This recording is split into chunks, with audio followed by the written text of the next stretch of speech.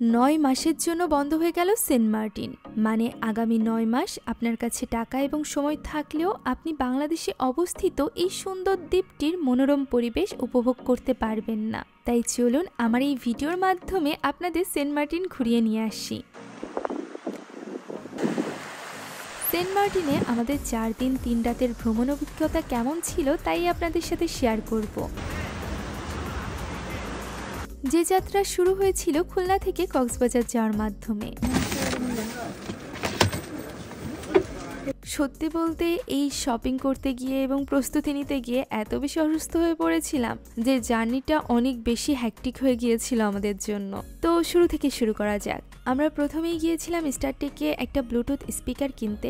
যেহেতু আমরা 3 জন মিলে সেন্ট মার্টিন যাচ্ছি, তো আমরা ভেবেছিলাম যে মাঝে মধ্যে মুভি দেখতে হতে পারে, আবার মাঝে মাঝে গান চালিয়ে আমরা সমুদ্রের পাড়ে বসেও থাকতে পারি। এই সব কিছু ভেবেই মূলত আমাদের এই ব্লুটুথ স্পিকারটা কেনা। এটা সাউন্ড সিস্টেম খুবই ভালো ছিল, সেই সাথে হালকা বিটও দেয়। তো এটা আমরা আগে থেকে অর্ডার করে রেখেছিলাম, আসার পর আমরা এটা নিয়ে নিই। এরপর আমরা গিয়েছিলাম এখান থেকে সরাসরি কায়নাতে মূলত গিয়েছিলাম দুটো প্যান্ট কিনতে, বাট সেখানে গিয়ে এত জিনিস কেনা পড়েছে। প্রথমেই আমি এই মেকআপ পাউচ ব্যাগটা নিয়ে নিই। এটা খুবই ইম্পর্ট্যান্ট ছিল আর আগে থেকে আমার বাকেট লিস্টে ছিল না, ওইখানে গিয়ে দেখার পর মনে পড়েছে।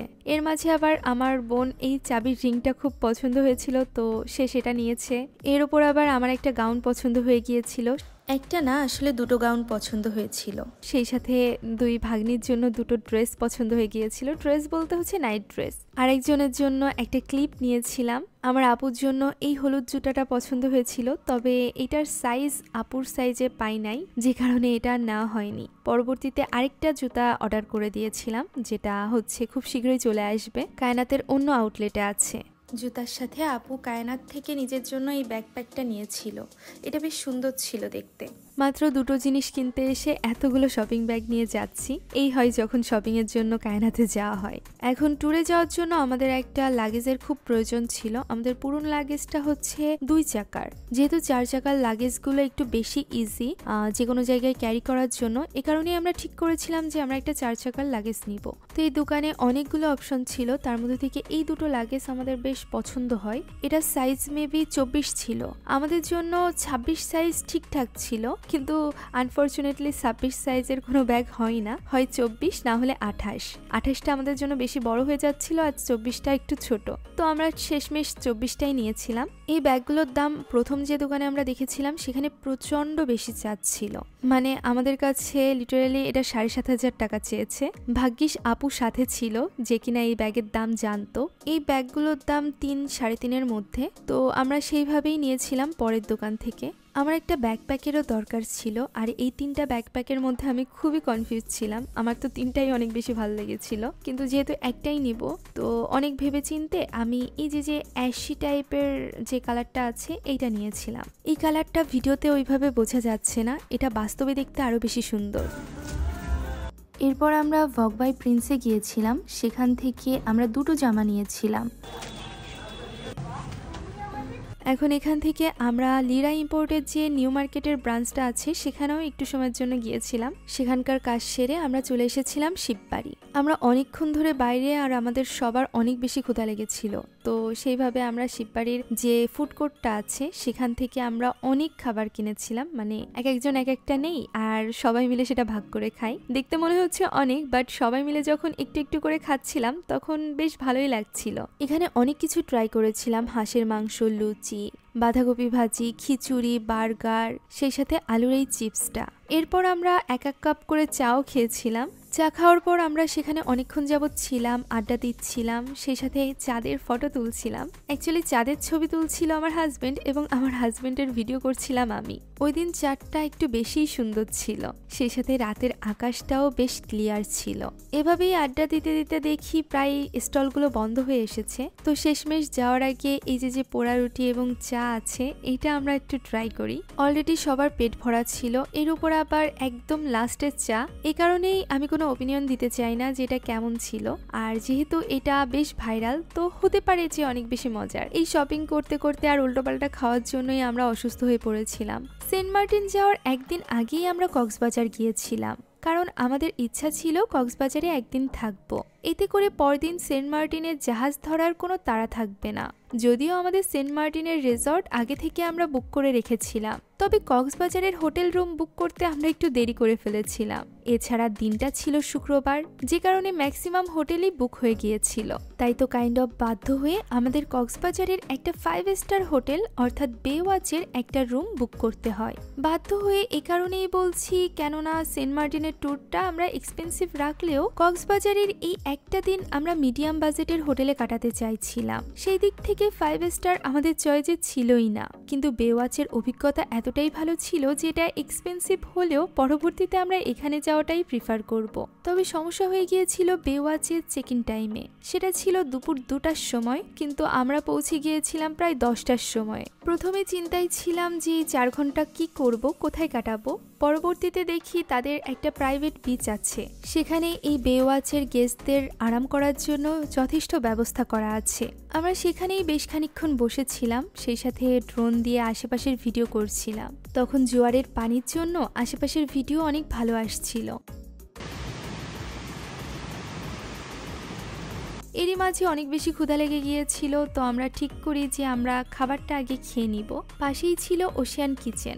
এত লম্বা জার্নির পর আমরা সেখানে হালকা খাবার খাবো বলেই ঠিক করেছিলাম, তাই আলু, টমেটো এবং বেগুন ভর্তা দিয়েই আমরা দুপুরের খাবারটা খেয়ে নিই। এরপর ফাইনালি যখন আমাদের চেক ইন টাইম হয়, তখন আমরা চেক ইনের সব প্রসেস কমপ্লিট করে নিজেদের রুমে চলে যাই।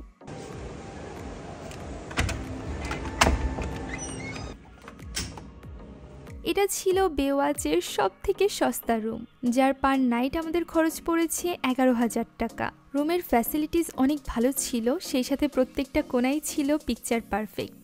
এর সাথে একটা ব্যালকনিও ছিল, কিন্তু আই এম রিয়েলি সরি যে আমি এত সুন্দর একটা ব্যালকনির কোনো ভিডিও ফুটেজ রাখিনি। মানে ওই দিন আমরা এত বেশি টায়ার্ড ছিলাম যে আমরা ওইভাবে কোনো কিছুর ভিডিওই করিনি। এখানে কমপ্লিমেন্টারিতে ছিল টি, কফি এবং পানির ব্যবস্থা, সেই সাথে একটা লকারের ব্যবস্থা ছিল আলমারির ভেতরে।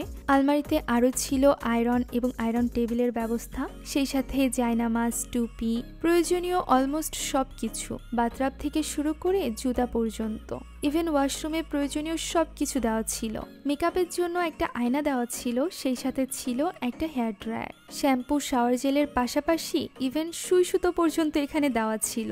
মানে এই যে 11,000 টাকা দিয়েছি, এর জন্য প্রয়োজনীয় যাবতীয় সব কিছু তারা আমাদের প্রোভাইড করছিল, যে ব্যাপারটা আমাদের কাছে বেশ অর্থিত মনে হয়েছে। আচ্ছা, বে ওয়াচের উপরে কিন্তু সুইমিং পুলের পাশাপাশি একটা জাকুজিও আছে, কিন্তু সমস্যা হচ্ছে সেখানে অনেক মানুষ ছিল, তো আমি ওইখানকারও কোনো ভিডিও করিনি। ইনশাল্লাহ পরবর্তীবার বে ওয়াচে গেলে আমি আরও ডিটেলসে ভিডিও আনবো।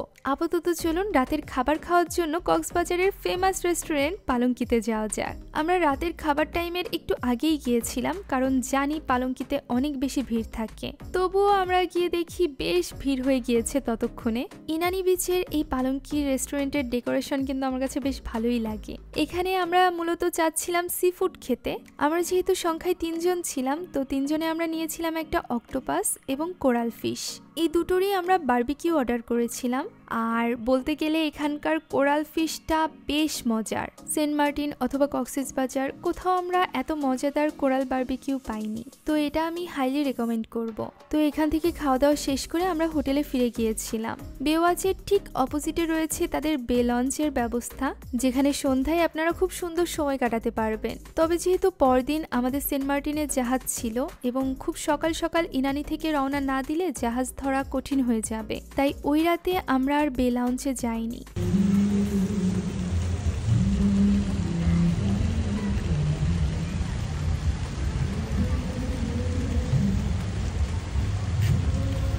বে ওয়াচে সকালে ব্রেকফাস্ট শুরু হয় 7টা থেকে।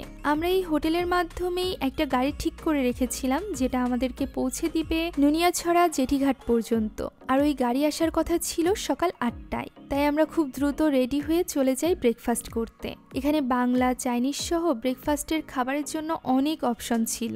বিশেষ করে আমাদের কাছে এই ওয়াটারমেলন জুসটা সবচেয়ে বেশি ভালো লেগেছে। এটা একদমই র ছিল। টু বি অনেস্ট, আমাদের হাতে সময় থাকলে আমরা এখানে বসে আরো একটু সময় এনজয় করতাম, বাট আমরা অনেক বেশি তাড়াই ছিলাম, তো আমরা দ্রুত কমপ্লিমেন্টারি ব্রেকফাস্টটা সেরে নিচে চলে আসি, যেখানে আমাদের গাড়ি আগে থেকেই অপেক্ষা করছিল। চেক আউটের সব প্রসেস সেরে আমরা গাড়িতে করে রওনা দিই জাহাজের উদ্দেশ্যে। আমাদের ঘাটে পৌঁছাতে ইনানি বিচ থেকে অলমোস্ট সময় লেগেছিল 1 ঘন্টার মতো, আর এই গাড়িতে যেতে আমাদের গুনতে হয়েছিল 2860 টাকা। আপনারা অটো অথবা অন্য কোনো যানবাহনে গেলে আরো কম ভাড়ায় যেতে পারবেন, তবে আমরা কোনো রকম হ্যাসেল নিতে চাইনি। মানে অটো ঠিক করতে, সেই সাথে রওনা দিতে দেরি হলে অনেক টাইম লেগে যেত, হতে পারতো জাহাজ ছুটে যাবে। তো এই সকল চিন্তাভার আমরা হোটেল কর্তৃপক্ষের মাথায় দিয়ে দিয়েছিলাম, তারাই সবকিছু অ্যারেঞ্জ করে দিয়েছিল। এই ছিল কক্সবাজারে আমাদের একদিনের অভিজ্ঞতা। ভিডিও অলরেডি অনেক বড় হয়ে গিয়েছে, তাই পরবর্তী ভিডিওতে আমরা সেন্ট মার্টিন যাব। ততদিন পর্যন্ত ভালো থাকুন। আল্লাহ হাফেজ।